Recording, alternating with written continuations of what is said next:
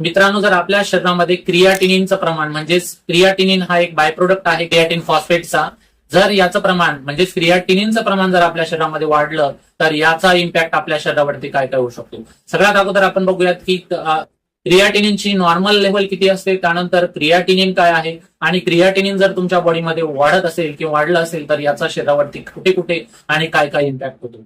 माणसामध्ये म्हणजेच मेन्समध्ये याची नॉर्मल लेवल आहे 0.7 to 1.3 mg पर डेसिलिटर आणि वुमेन्स मध्ये म्हणजे स्त्रियांमध्ये याची लेवल असते 0.06 to 1.1 mg पर डेसिलिटर. परंतु जर ह्या लेवलपेक्षा जर जास्त तुमच्या शरीरामध्ये क्रियाटिनिनचं प्रमाण झालं असेल तर हे आपल्या शरीरासाठी एक घातक ठरू शकतं. सर्वात पहिल्यांदा क्रियाटिनिन हे किडनी फिल्टर करत असते, परंतु जर याचं प्रमाण वाढलं तर किडनीमध्ये चेंजेस येऊ शकतात, किडनी डिस्फंक्शनिंग करू शकते.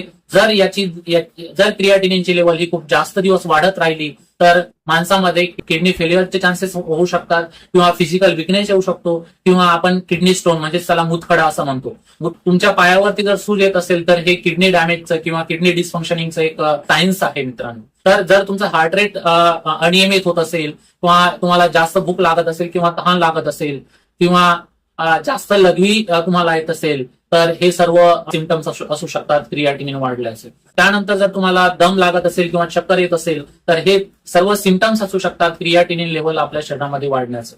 यामधून जर तुम्हाला कुठल्याही प्रकारचे सिम्पटम्स जाणवत असेल तर तुम्ही डॉक्टरांचं सजेशन घेऊ शकता आणि ब्लड क्रियाटिनिन टेस्ट करू शकता. आणि क्रियाटिनिन टेस्ट केल्यानंतर तुम्हाला कळून जाईल की तुमचा जो क्रियाटिनिन लेवल आहे तो नॉर्मल रेंज मध्ये आहे की नॉर्मल रेंजच्या बाहेर आहे.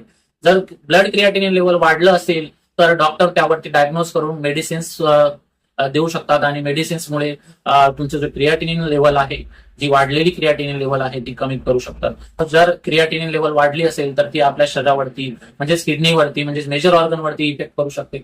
जर तुम्हाला यापैकी काही सिम्पटम दिसत असतील नक्कीच डॉक्टरांचा ऍडवाइस घ्या आणि त्यावरती उपाय करा. जर ही इन्फॉर्मेशन तुम्हाला इम्पॉर्टंट वाटली असेल तर व्हिडिओला प्लीज लाईक करा आणि चॅनलवर नवीन असाल तर चॅनलला सबस्क्राईब करा. Thank you so much.